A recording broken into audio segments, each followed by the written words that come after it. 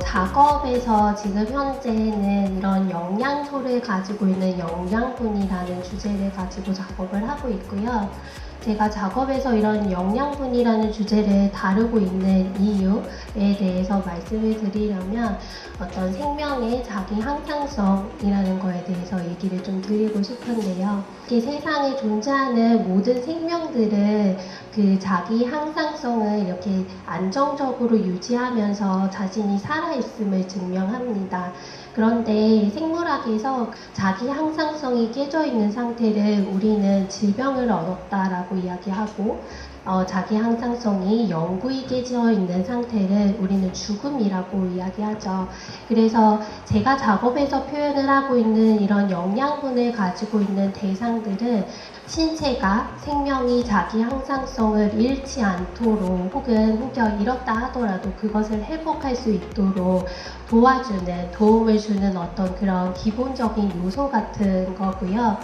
그래서 제 작업에서 이런 영양분을 가지고 있는 대상들은 어떤 신체를 통과해서 몸에 좋은 영양분을 주는 것이기도 하면서 동시에는 어떤 정신적인 것, 또 나아가서는 더 큰 의미의 영양분, 이 두 가지 의미를 가진다고 생각을 해요. 작업에서 이런 영양분이라는 주제를 계속 다루고 있는 것은 제가 삶에서 겪게 된 계기를 통해서인데요. 몇 해 전에 어머니가 좀 많이 편찮으셨어요. 그러면서 병원에 좀 한동안 오래 계시게 됐는데 그 상황을 생각해보면 제가 앞에 말씀드린 생리학의 개념에서는 어머니는 자기 향상성을 잃으신 깨져 있는 그런 상태였던 거겠죠. 아주 잠시지만 어머니의 어떤 보호자와 같은 역할로 어머니가 그 향상성을 다시 회복하실 수 있도록 도움을 드리고 싶었어요. 그래서 그 중에서 가장 제가 할 수 있는 일이 건강한 음식을 드시도록 하는 것, 그것이었거든요. 어릴 때부터 생각해보면 신체가 건강하기 위해서는 양질의 좋은 영양분을 먹어야 되고 우리는 그런 것들을 섭취를 해야지 건강할 수 있다라고 저는 그렇게 알아왔던 것 같아요. 근데 사실 그 상황에서 어머니처럼 그런 신체의 항상성이 깨져 있는 상황에서는 아무리 건강한 음식이라 하더라도 그 의학적인 치료를 받고 있는 상황에서는 제한할 수밖에 없는 음식들이 굉장히 많았습니다. 그러면서 자연스럽게 저는 그 음식을 드셔야만 건강할 것 같은 그런 생각이 있으면서도 또 드시게 할 수 없는 그런 여러 가지의 교차되는 딜레마 같은 상황들을 겪게 됐고, 그러면서 자연스럽게 이러한 대상들에 제가 좀 더 집중하고 작업에서 표현하면서 그런 실제에서 제가 겪고 있는 어떤 소망적인 것, 염원하게 되는 것, 그런 것들을 이 대상에서 표현하게 됐던 것 같아요. 굉장히 무더운 어느 여름날이었고 여느 때처럼 엄마가 병원에 한 2달 정도 꽤 오랜 기간 이렇게 입원을 하신 상태였던 것 같아요. 그리고 어머니가 계신 병동은 멸균 처리가 되어 있는 그게 다 익힌 음식만 드셔야 하고 저희도 다 소독해서 들어가야 되는 그런 무균 병동에 오래 계셨거든요.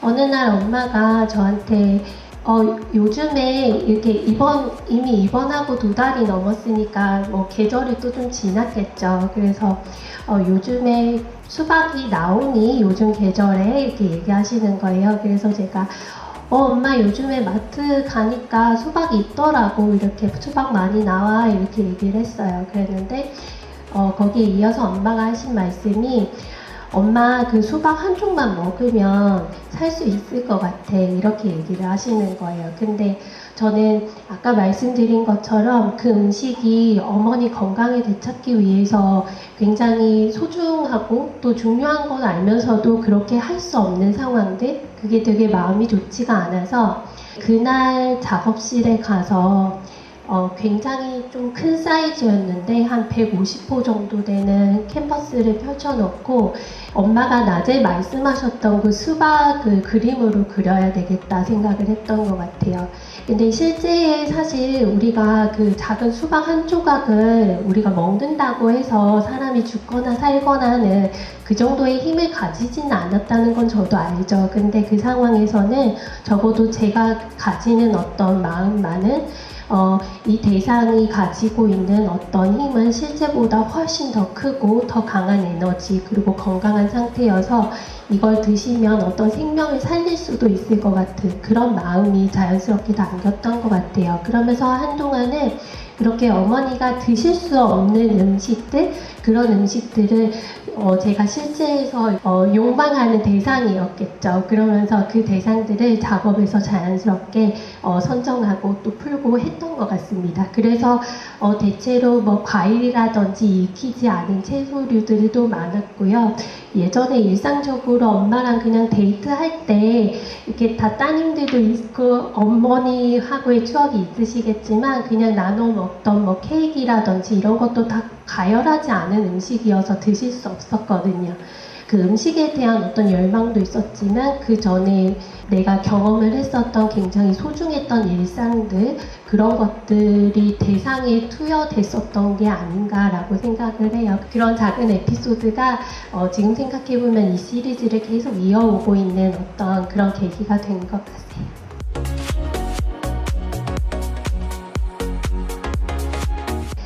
기법에 대해서 많이들 궁금해 하실 것 같은데 제가 주로 작업을 하면서 다루고 있는 기법은 뭐 해와 그리고 파나 이 두 매체를 가장 많이 쓰는 것 같아요. 근데 제가 스스로 저를 봤을 때 사실 파나와 해와 그 중간 어디 지점쯤에서 작업을 늘 하고 있다 이런 생각이 드는데 제가 작업에서 파나와 해와 매체를 또 많이 쓰는 이유는 저의 학업적인 이력과 가장 큰 영향이 있는 것 같고요.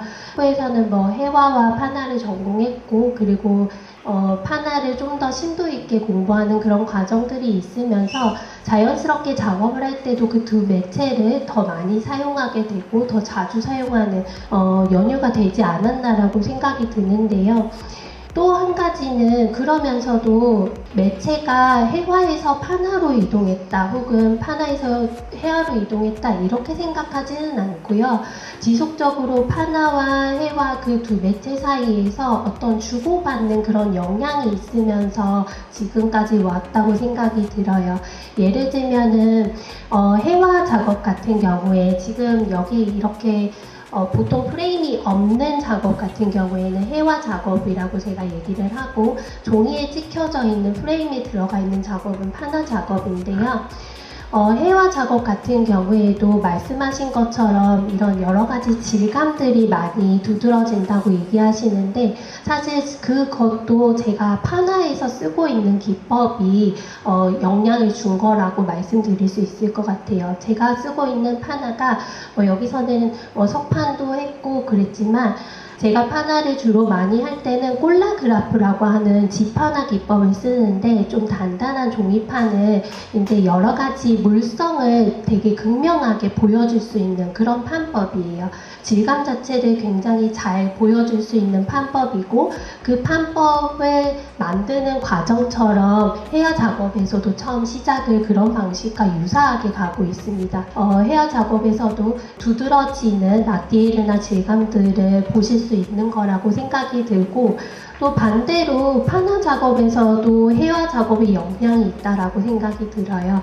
일반적으로 생각할 때 매체 해와와 파나를 크게 구분할 수 있는 게 우리는 에디션이라고 얘기하잖아요. 파나는 해와하고 다르게 판이 있고 거기에 해당하는 여러 장의 작품이 탄생할 수 있는데 제가 하고 있는 파나에서는 그 에디션의 개념이 동일한 작품이 에디션으로 결과로 나온다기보다는요, 차이를 두고 그 반복 안에서도 어떤 조금씩의 차이가 생기는 그런, 저는 그걸 동의 반복이라고 이야기하고 싶거든요. 그런 특성 또한 제가 회화를 하는 것처럼 파나 작업도 하고 있기 때문에 그런 영향이 자연스럽게 있다는 생각이 들어요.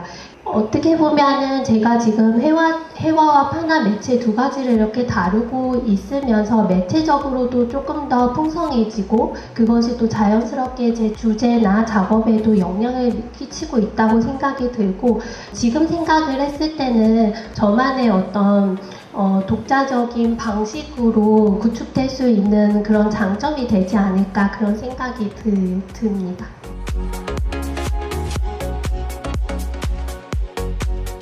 이런 질문을 되게 많이 해주셔가지고 저 곰곰이 많이 생각해 본 적이 있었는데, 작가로서 작업을 성장시키는 일, 그것은 어떻게 보면 한 사람으로서 삶을 성장시키는 것과 크게 다르지 않는 것 같거든요. 제가 작업을 할 때 제가 살고 있는 지금 삶에서의 고민들이 자연스럽게 드러나는 이유도 그거인 것 같아요. 그런 점에서 보면은 저는 어떤 작업에서의 영감이나 영향을 받기 위해서 특별한 어떤 걸 한다기보다는 굉장히 일상적인 것으로부터 그런 영감들을 받는 것 같고요. 모든 자기의 삶을 애정하시는 사람들처럼 저도 다르지 않게 그냥 좋은 음식을 좋은 사람들과 나누어 먹거나 또는 산책을 하거나 좋은 책을 읽거나 이런 일상적인 것으로부터 작업에서 영향을 받아서 작업의 표현이 되고 있는 것 같다고 생각을 했습니다.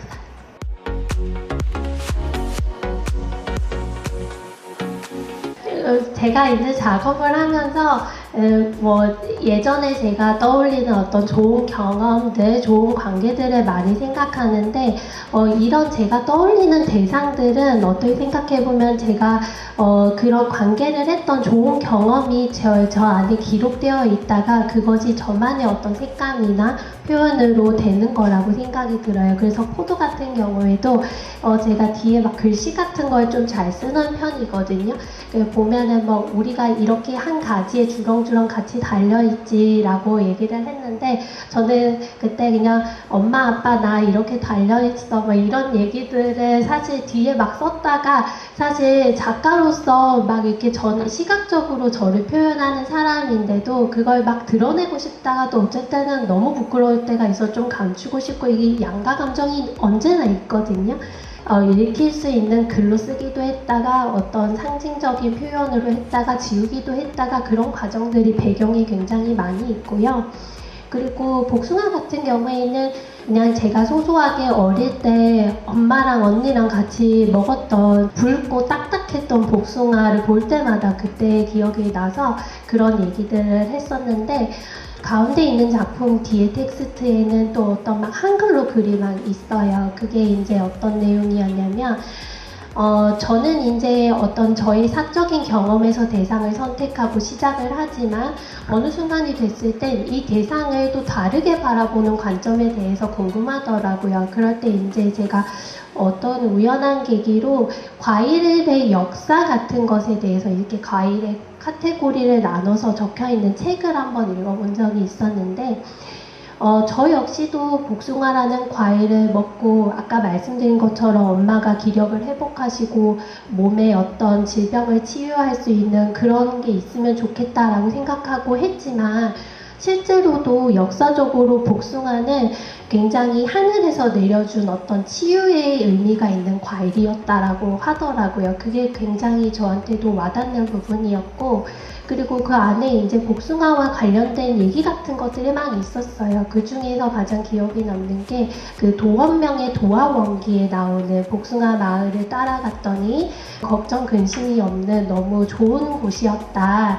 근데 다시 내가 사는 세상으로 돌아와서 그곳을 다시 언젠가 가보겠다라고 했는데 끝끝내 찾지 못했다, 이런 내용이 있는 거예요. 그래서 그런 복숭아 꽃이 피어있는 그런 마을은 어떻게 보면은 실제 존재하지 않을 수도 있는, 또는 우리가 한 번쯤 정도만 두 번 다시는 경험하지 못하는 그런 굉장히 치유의 마을 또는 이상향의 어떤 공간 같은 내용들이었거든요. 그래서 뒤에 이제 글씨는 뭐 제가 그 도화원기의 내용을 적은 거였었어요.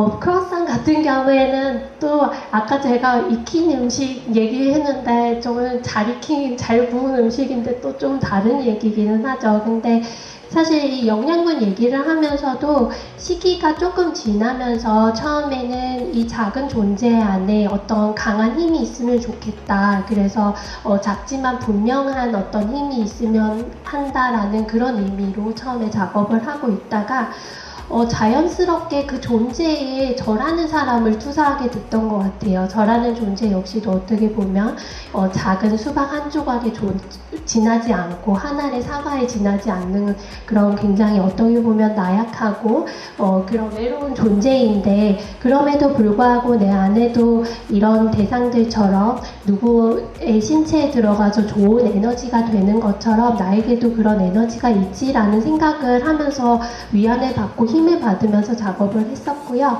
그게 또 조금 지나면서 이런 대상들을, 음식의 대상들을 생각하면서 제가 예전에 경험했었던 좋은 경험들을 이제 떠올리는 어떤 그런 단편들로 저에게는 기억이 되어 있는 것 같아요. 그래서 어릴 때, 지금은 croissant이 한국에도 많이 있는데 그런 걸 먹으면서 그냥 픽 생각을 했어요. 그러니까 옛날에 유학할 때 그때는 돈도 많이 없고 언니랑 저랑 이제 그 빵집에서 가장 제일 싼 빵을 먹었었는데, 그때 언니는 croissant을 먹었고 저는 또 잼 같은 게 발려있는 빵을 먹고 이랬었어요. 그래서 이제 뭐 그런 생각을 하면서 어느 날 작업실에서 croissant을 싸서 먹으면서 옛날에 그랬었지 막 이런 생각을 하면서 그런 대상들의 이제 저한테 과거에 제가 경험을 했던 관계 안에서 그 대상에 투여되어 있는 어떤 냄새나 색깔이나 또는 형상이나 그때 분위기,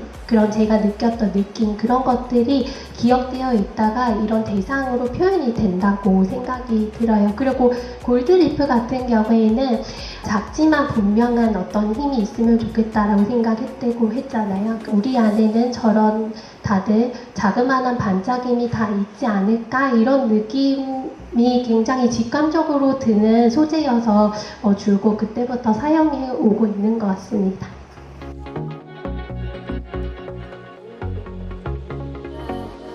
내용적인 면에서는 작업을 하고 있는 이유가 제 삶이 많이 궁금해서인 것 같거든요. 제 삶에서 제가 고민하고 있는 부분을 자연스럽게 좀 불투명해 보이는 것을 작업이라는 매개체로 투명하게 풀어가고 있다. 제가 작업을 하는 이유는 그거인 것 같고요. 지금은 제가 고민하고 있는 이 부분이 자연스럽게 작업의 주제가 된 것처럼 또 겪다 보면은 제가 삶에서 겪는 그 부분, 가장 많이 사유하고 고민하는 부분이 자연스럽게 이제 작업의 주제가 될 거라고 그렇게 조심스럽게 생각을 해봅니다. 근데 매체적인 면에서는 사실 오랫동안 제가 그 회화나 판화와 같은 2차원적인 평면적인 작업을 계속 해왔고 지금도 그렇게 하고 있지만 저의 어떤 생각이나 사유를 3차원적인 볼륨 있는 것으로 만들어 보고 싶은 생각은 언제나 있었던 것 같아요. 그것을 어떤 매체로 구체적으로 구현해낼 것인가, 이런 부분에 대해서 여전히 좀 작가로서 그게 과제로 늘 남아있고 언젠가는 꼭 한번 시도해보고 싶다, 이런 생각이 들고요. 그럼에도 불구하고 저는 예술이 굉장히 어렵기도 하고 예술을 되게 좋아하거든요. 그래서 예술을 공부하고 있는 사람으로서 저는 작가로서 작업을 계속 해나가면서 작가로서 좋은 작업을 하는 사람이 되겠다는 그 한 방향만은 정확하게 설정이 되어 있는 것 같아요. 지금처럼 이렇게 제가 삶에서 고민하고 있는 부분을 작업이라는 것을 통해서 이제 저는 질문을 던지고, 그리고 또 다행스럽게 이렇게 오늘처럼 제 작업을 봐주시고 또 공감해주시는 그런 기회가 있다면 작가로서 저는 굉장히 충분하고 또 좋은 경험으로 기억할 것 같아요.